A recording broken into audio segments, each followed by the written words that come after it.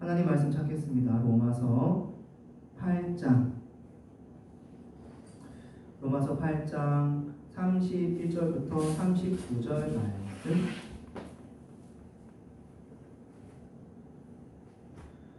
로마서 8장 31절부터 39절 말씀.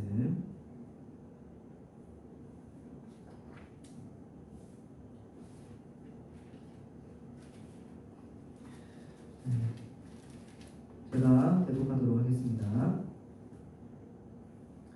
그런즉 이 일에 대하여 우리가 무슨 말하리요? 만일 하나님이 우리를 위하시면 누가 우리를 대적하리요? 자기 아들을 아끼지 아니하시고 우리 모든 사람을 위하여 내주신 이가 어찌 그 아들과 함께 모든 것을 우리에게 주시지 아니하겠느냐? 누가 능히 하나님께서 택하신 자들을 고발하리요? 의롭다 하신 이는 하나님뿐이시니 누가 정죄하리요? 죽으실 뿐 아니라 다시 살아나신 이는 그리스도 예수시니 그는 하나님 우편에 계신 자요 우리를 위하여 간구하시는 자신이라. 누가 우리를 그리스도의 사랑에서 끊으리요? 환난이나 공고나 박해나 기근이나 적신이나 위협이나 칼이랴. 기록된 바 우리가 종일 주를 위하여 죽임 당하게 되며 도살당한 양같이 여김을 받았나이다. 함과 같으니라. 그러나 이 모든 일에 우리를 사랑하시는 이로 말미암아 우리가 넉넉히 이기느니라. 내가 확신하노니 사망이나 생명이나 천사들이나 권세자들이나 현재의 일이나 장래의 일이나 능력이나 높음이나 기쁨이나 다른 어떤 피조물이라도 우리를 우리 주 그리스도 예수 안에 있는 하나님의 사랑에서 끊을 수 없으리라. 아멘. 네.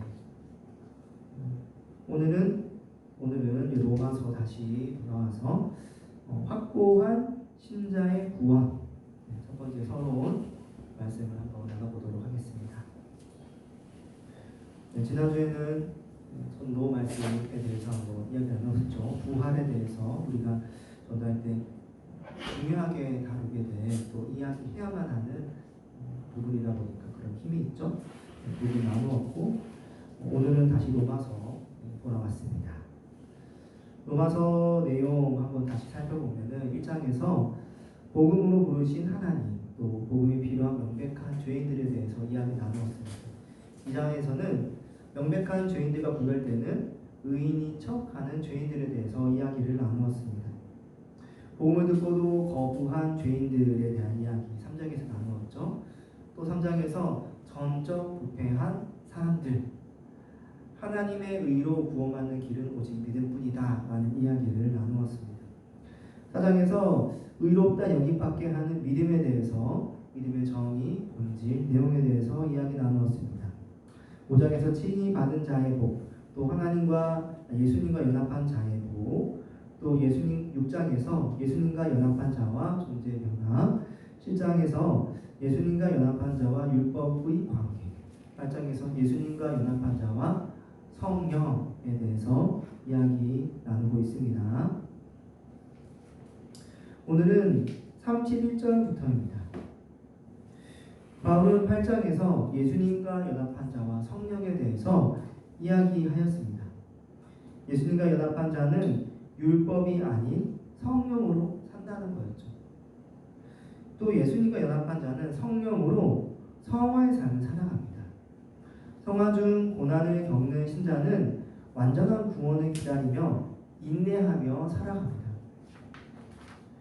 인내하는 신자에게 필요한 말씀은 그럼 무엇일까요? 생각하는 거였죠. 생각. 신자는 고난 중 구원을 기다리며 인내할 수 있도록 생각하라. 신자는 인내할 때 생각해야 합니다.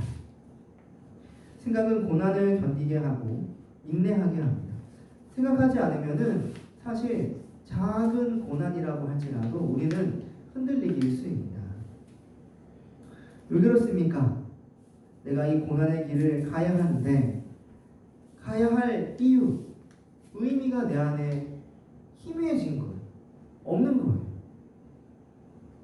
그런 걸 생각할 때 그런 걸 모르면 무너질 수밖에 없죠. 고난길이 영광의 길임을 깨달을 때 누구나 인내하며 갈 수 있습니다. 어떤 것을 생각해야 될까요? 현재의 고난이 장차 나타날 영광과 비교할 수 없다는 것을 생각해야 합니다. 피조세계도 함께 고통을 겪으며 인내하고 있음을 생각해야 합니다. 죄로 피폐한 세상과 비교할 수 없는 영화로운 세상이 올 것을 생각해야 합니다. 처음 익은 열매를 맛본 우리라도 누구나 탄식하며 인내하고 있다는 것도 생각해야 합니다. 보이는 것이 아닌 보이지 않는 구원을 소망한다는 것을 또 생각해야 합니다. 삼위 하나님은 십자가 고난 중 구원을 기다리며 인내할 수 있도록 삼위 하나님께서 사역하신다는 것도 우리가 생각해야 되겠죠. 성령님은 강구하심으로써 우리를 도우십니다. 또 하나님은 성부 하나님은 모든 것들을 계획하시면서 또 우리를 그 구원 계획 가운데 선하신 길로 선하게 인도하시죠. 예수님은 인내하며 완전한 구원에 나아가는 신자들이 아들의 형상을 본받을 수 있도록 아들 되심으로써 우리를 도와주십니다. 또 삼위 하나님은 십자가 고난 중 구원을 기다리며 인내할 수 있도록 교회가 함께 구원의 서정을 걷게 한다는 거 생각해야 되겠죠. 고난 중 인내하며 구원의 길을 걷도록 돕는 구원의 서정, 그리고 구원의 서정을 혼자 갖는 것이 아니라 교회가 함께 걷고 있다는 겁니다. 이제 바울은 31절에서 그런즉 누구도 우리를 대적하지 못한다고 말을 합니다. 하나님은 아들과 함께 모든 것을 우리에게 주시는 분이라고도 이야기하고요. 누구도 우리를 고발하지 못하고 정죄하지 못한다고 합니다. 그리스도의 사랑에서, 하나님의 사랑에서 우리를 끊을 수 없다는 거예요. 바울은 이런 이야기를 왜 하고 있는 걸까요? 한번 살펴보겠습니다. 먼저 31절부터 32절 제가 읽어보겠습니다. 그런즉 이 일에 대하여 우리가 무슨 말 하리요? 만일 하나님이 우리를 위하시면 누가 우리를 대적하리요? 자기 아들을 아끼지 아니하시고 우리 모든 사람을 위하여 내주신 이가 어찌 그 아들과 함께 모든 것을 우리에게 주시지 아니하겠느냐? 바울은 30절까지 성화 중 고난에도 구원받게 될 신자에 대해서 이야기를 하였습니다.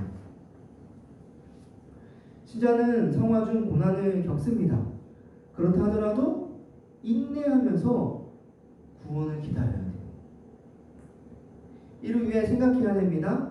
여러 가지 복음의 내용들을 완전한 구원을 기다리며 인내할 수 있도록 삼위 하나님이 도와주시죠. 사역하심으로써 구원의 서정이 잘 계획되어져 있고 그 계획 가운데에서 교회가 함께 가고 있습니다. 이 길을 왜 걸어야 됩니까? 네, 그 끝에 완전한 구원이 있기 때문입니다. 바울은 이제 이를 받아서 31절에서 그런즉이라고 이야기합니다. 그런즉 반대되지 않아요. 순서대로 순절이라고 하죠. 이어서 이야기를 하고 있습니다. 앞의 내용을 그대로 받아서 이야기를 진행하고 있는 거예요. 즉 성화 중 고난에도 결국 구원에 이르는 신자에 대해 계속 이야기하겠다는 뜻입니다. 바울은 그런즉 이 일에 대하여 우리가 무슨 말 하리요? 라고 말합니다. 그런즉 우리는 이 일에 대해 아무 말 할 수 없다는 거예요. 그 누구도. 무슨 일입니까? 구원. 성화 중 고난에도 결국 우리는 구원에 이르게 되잖아요. 바울은 전 문맥에서 구원에 대한 이야기를 계속 하고 있었습니다. 바울은 어떤 상황에도 우리의 구원을 위해 확고하게 일하시는 하나님에 대해서 계속 이야기하고 싶은 것 같습니다. 31절의 이 일이 구원이라는 사실은 이유 쏟아지는 바울의 5가지 대답할 수 없는 질문들을 통해서도 우리가 잘 알 수 있습니다. 바울은 어떤 사람들도 이 질문들이 담고 있는 진리를 부인할 수 없다는 것을 알고 누구도 이 하나님이 택한 백성들을 해할 수 없다는 것을 이야기하고 싶었던 것 같습니다. 그렇기에 신자의 구원은 확고하다라는 거죠.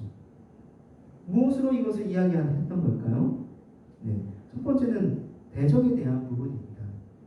31절에서 바울은 이렇게 담대히 질문합니다. 만일 하나님이 우리를 위하시면 누가 우리를 대적하리요? 하나님이 우리를 위하신다는 거예요.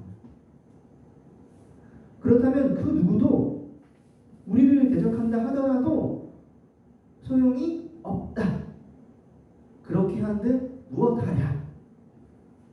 그런 거죠. 대적들이 구원받지 못하도록 방해할 수 있어요. 하죠. 당연히 하죠. 그게 그들의 역할이니까요. 그런데 소용이 없다는 거예요. 하나님이 우리를 위하시기 때문에 그렇다는 거예요. 얼마나 큰 은혜입니까? 32절에서는 빈곤에 대한 부분입니다. 그 아들과 함께 모든 것을 우리에게 주시지 아니하겠느냐? 질문합니다. 하나님은 우리에게 필요한 것을 안 주실 수 없다는 거예요. 우리 아빠인데, 예수님도 주셨는데, 우리를 구원하시고자 자기 아들까지 주신 분이라고 오늘 말씀에 잘 나와 있지 않습니까? 그렇기 때문에 하나님은 이미 구원한 신자가 완전히 구원을 받는 데 필요한 모든 것을 넉넉히 주신다. 그분은 우리를 빈곤케 하시는 분이 아니라 풍요케 하시는 분이라는 겁니다.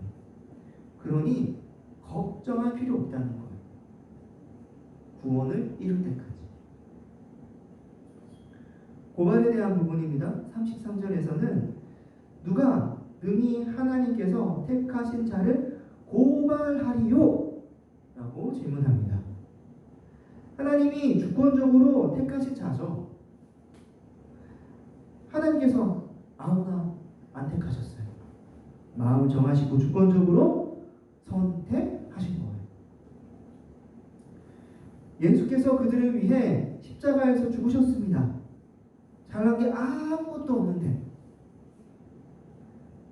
그 피로 대속받은 자들을 하나님이 의롭다 여겨주셨습니다. 그런데 그렇게 주의 은혜로 구원받은 자들을 누가 다시 고발할 수 있겠냐는 겁니다. 죄인들의 고발은 무너질 것이고 오히려 마지막 날 그들이 정죄받는다는 겁니다. 정죄에 대한 부분입니다. 34절에서 누가 정죄하리요? 라고 질문합니다. 이미 의롭다 여김받아 거룩한 하나님의 백성이 되었습니다. 성령으로 거듭난 예수님과 연합한 자입니다. 양자의 영이 오심으로 하나님의 양자가 되어 하나님을 아빠 아버지라 부르짖고 있습니다. 너무나 친밀하죠? 관계가 회복되었습니다. 예수께서 그를 위하여 죽으시고 부활해 주셨어요. 우리의 그리스도 예수께서 하나님의 우편에 앉아 만물의 주가 되셨습니다. 우리 주 예수 그리스도께서 이제 우리를 위해 간구하십니다. 그런데 어떻게 우리가 다시 정죄당해 멸망당할까? 우리의 성화 무너지나요? 징의받고 성화의 길을 가는 동안 정죄받는다 할지라도 그 정죄는 다 마귀 사탄이 꿰놓은 계략입니다. 우리는 정죄받을 수 없습니다. 예수 덕분에 다시 더러워질 수 없습니다. 정죄로서 말입니다. 이미 예수 피로 깨끗해졌기 때문입니다. 단절에 대한 부분입니다. 35절에서 누가 우리를 그리스도의 사랑에서 끊으리요? 라고 질문을 합니다. 우리는 원래 미움받는 자, 멸망당할 자였습니다. 그런데 예수 그리스도로 말미암아 그 관계가 회복되었어요. 단절이 회복되었습니다. 하나님은 우리를 미워하시지 않아요. 우리 안에 성령이 있으시고 양자의 영이 있기 때문에 사랑으로 바라보신단 말이에요. 그런데 그 사랑에서 우리가 어떻게 단절될 수 있단 말입니까? 39절에서도 말하죠. 예수 안에 있는 하나님의 사랑에서 끊을 수 없으리라. 이 세상에서 끊어짐이 있었었지만 지금은 아니라는 겁니다. 환난, 공고, 박해 그 어떤 일이 생긴다 할지라도 안 끊어집니다. 사망, 생명, 천사, 권세자들 그 어떤 피조자들 어떤 강한 능력이 있는 자라도 절대 끊을 수 없다는 겁니다. 그렇기 때문에 신자의 구원은 약하다고요? 확고합니다. 어떤 일이 생겨도 구원받습니다. 바울이 담대히 말한 5가지의 질문은 모두 복음을 아는 자만이 말할 수 있는 확실한, 확고한 질문입니다. 예수님의 십자가 복음이 얼마나 하나님이 우리를 위하시는지 우리도 깨닫게 합니다. 그 누가 우리를 대적해도 하나님이 특별히 위하시는 우리가 어떻게 멸망당하겠냐는 것. 하나님의 은혜가 있는데 예수 십자가 복음이 우리가 얼마나 풍성한 하나님 가운데 있는지를 알게 합니다. 십자가를 통해 우리가 구원받기에 부족함 없도록 베푸시는 하나님인 것을 알도록 합니다. 복음을 통해 십자가로 성취한 예수님의 의를 알 때 사단의 고발도 담대히 나가줄 수 있습니다. 예수님 피가 나에게 있다. 그 어떤 고발도 나에게는 소용없다. 복음을 통해 예수 안에 있는 내가 얼마나 거룩하고 정결한지를 압니다. 알 때 사단이 죄의 문제로 정죄한다 하더라도 나를 온전케 하신 예수님을 다시 의지하죠. 나로 말미암음이 아닌 예수의 거룩함, 예수로 말미암아 깨끗함 받아서 나는 구원받는 자지. 십자가를 알 때 죄로 말미암아 끊어졌던 관계가 회복되었음을 더 확신하게 됩니다. 아빠 아버지라고 부르짖게 되고 기도하게 되고 하나님의 사랑을 누리게 되고, 그런데 그 단절이 내게 있다는 것을 어떻게 내가 인정하면서 괴로워하겠습니까? 하나님과의 관계를 기뻐하며 즐거워할 수밖에 없습니다. 바울은 복음을 통해 삼위 하나님이 베푸신 확고한 구원을 깨닫고 이렇게 담대하게 질문했던 것입니다. 그러므로 지금까지들을 한번 정리해보면 교회는 복음을 통해 삼위 하나님이 베푸신 확고한 구원을 확신해야 한다라는 것입니다. 사실 8장 31절의 그런 즉은 8장만의 결론문은 아닙니다. 8장 31절은 로마서 1장부터 그 전체 내용을 다 받는 구절이라고도 할 수 있어요. 왜냐하면 바울은 로마서 1장에서부터 로마 교회 사람들에게 복음에 대해서 자세히 설명을 했었거든요. 그 복음이 말하는 구원에 대해서 이야기하고 확신 갖고 살아가게 하려고 했었습니다. 그 구원의 결론이 뭡니까? 8장 31절 이하에 걱정하지 말라는 것. 확고하니까 확신을 갖고 살라는 겁니다. 1장에서 바울은 하나님이 복음으로 우리를 부르시는데 우리는 복음이 필요한 명백한 죄인인 것을 알아야 된다라고 이야기했었죠. 행위가 아닌 믿음으로 의롭다 여김받는 복음이 아니고서는 구원받을 길이 없는 죄인이라는 거였습니다. 2장에서 바울은 사람이 의인인 척하지만 사실 모두 죄인이라는 것을 이야기하였습니다. 3장에서 그럼에도 사람들은 복음을 듣고도 거부한다는 거였죠. 본질적으로 죄인이라는 겁니다. 전적 부패했습니다. 예수님을 믿는 것이 아니고서는 하나님의 의로 의롭다 여김받을 길이 없다는 것.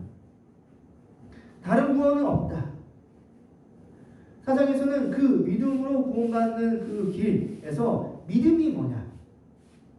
믿음의 정의, 본질, 내용을 이야기했었죠. 5장에서 칭의받은 자의 복, 예수님과 연합한 자의 복을 알아서 그 복을 누리면서 이 구원의 길을 가는 것이죠. 6장에서 예수님과 연합한 자의 존재 변화가 어떠한지를 알고 그 변화된 존재인 것을 믿고 확신하며 두려움 없이 살아가는 겁니다. 7장에서 예수님과 연합한 자의 율법의 관계도 파헤쳐 보았습니다. 율법은 중립적인 것이고 선한 거예요. 그래서 율법 주신 하나님이 감사하죠. 하지만 죄인으로서는 그 율법에 한계가 있다. 율법으로서는 온전하지 못하다. 율법은 신자를 자꾸 지키려고 하면 할수록 신자를 괴롭게만 합니다.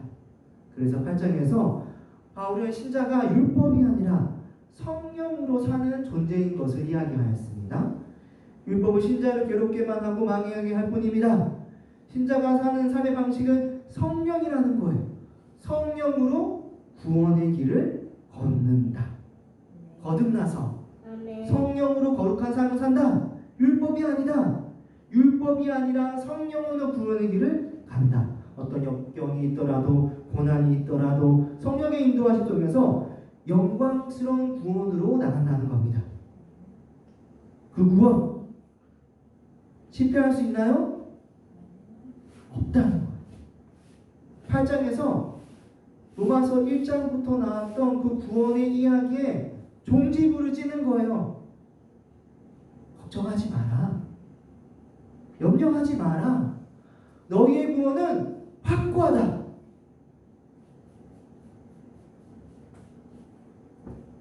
그런즉 로마서 8장 31절이죠. 그런즉 이 일에 대하여 우리가 무슨 말하리요? 만일 하나님이 우리를 위하시면 누가 우리를 대적하리요? 그 누가 신자를 대적한다 할지라도 피할 수 없는 구원입니다. 하나님이 신자를 위하시는데 그 누가 우리를 대적하겠습니까? 성령님이 우리를 보증하십니다. 성부 하나님이 성자 예수님과 함께 우리를 도우십니다.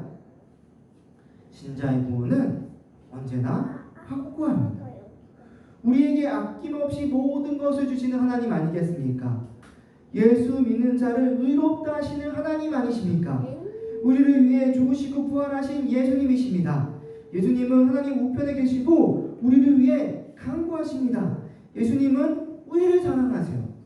예수님을 근거로 하나님이 우리를 사랑하시는데 그 사랑에서 우리가 어떻게 끊어질 수 있겠습니까? 안 끊어집니다.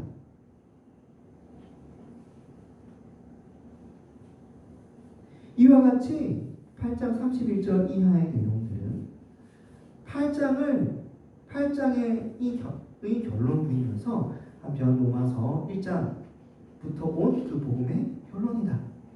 안전하고 확고하다. 복음은 알면 할수록 안전하게 되고 확신하게 되고 그 구원의 길을 붙잡고 나아가게 한다. 그러잖아요? 우리가 모를 때는 어두워서 헷갈려서 울고 괴로워하고 힘들어합니다.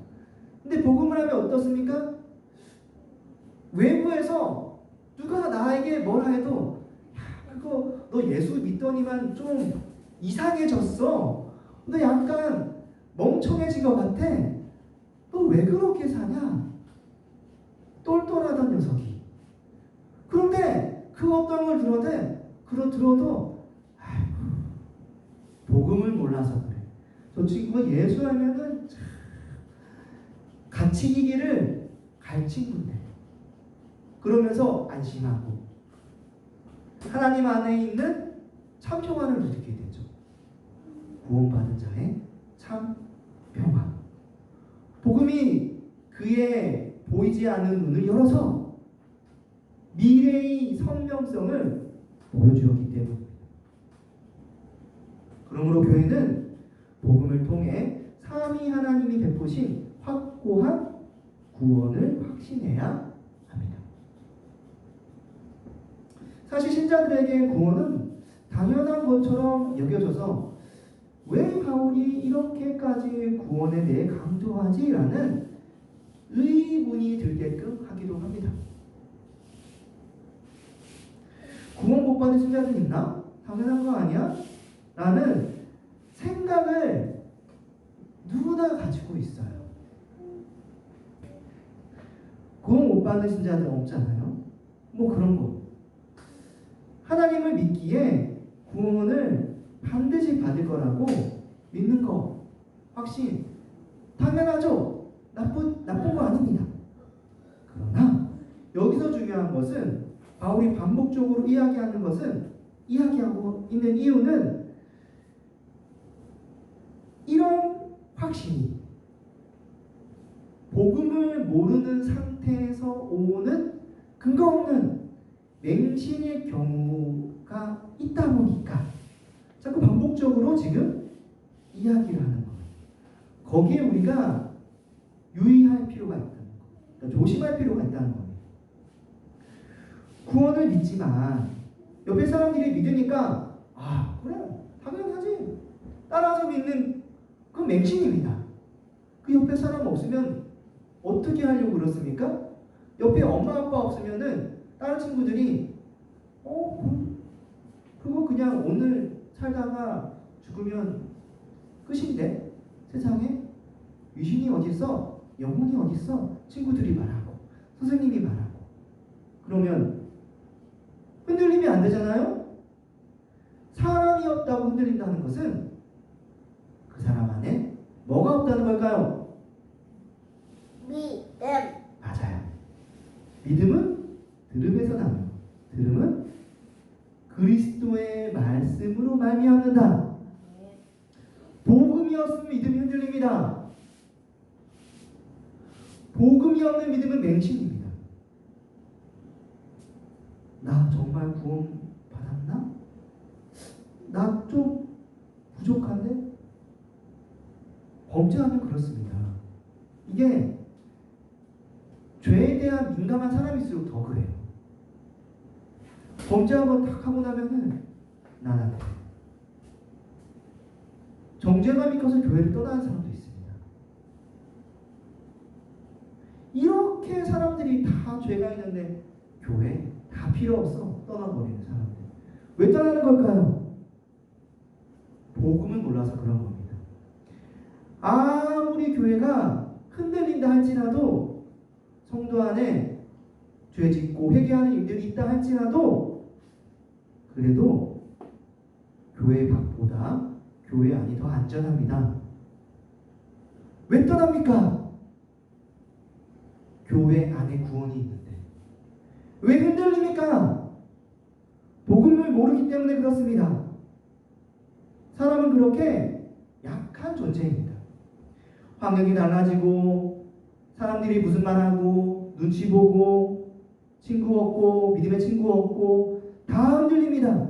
시간 지나면은 복음의 지식이 흐려지면은 다 흔들립니다.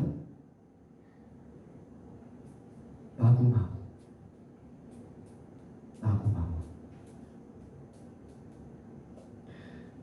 그래서 신자들은 들은 바 복음을 또 듣고 또 배우고 또 생각하고, 아휴, 오늘 한번 말씀 들었는데 뭐 굳이 설교 말씀을 또 나눌 필요 있나요? 나눠야죠. 우리 까먹잖아요. 월요일날 설교 제목 까먹는 게, 어제 들었던 설교 제목 까먹는 게 우리 아닙니까? 설교 제목이라도 기억해야 되는데, 복음을 듣고 배울 때 그 복음이 변치 않고 확고한 구원을 든든히 붙잡게 합니다.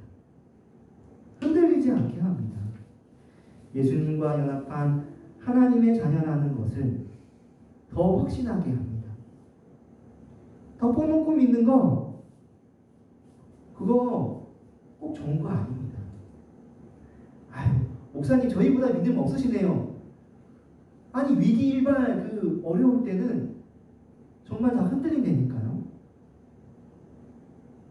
복음을 통해 삼위 하나님이 베푸신 확고한 구원을 더 알아갑시다. 그리고 확신합시다. 그럴 때 이 길을 걸어가는 동안 모두 다 좌로도 우로도 치우치지 아니하고 걸어갈 수 있을 거라 믿습니다. 이제 말씀을 맺겠습니다. 오늘 한 가지에 대해서 이야기하였습니다.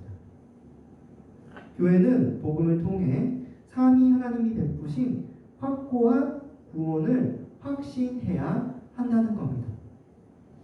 하나님이 우리를 위하신다는 거 우리가 왜 모릅니까? 하나님이 우리에게 모든 것을 베푸시는 분이라는 거 우리가 왜 모릅니까? 고발도 필요 없고 정죄감도 우리에게 필요 없다는 거, 오직 하나님 사랑 안에 있다는 거 우리가 알죠. 알지만 붙잡고 복음으로 알아가고 할 때 우리가 흔들리지 않게 되는 겁니다. 그 복음 차례차례 알아감으로써 그 어떤 대적이 우리를 대적한다 할지라도, 그 어떤 죄가 우리를 정죄하며 무너뜨리려고 한다 할지라도, 하나님의 사랑이 의심 들 때 그 복음이 우리를 진정 구원의 길로 인도할 것입니다. 이 시간 함께 기도합시다. 기도할 때 주님이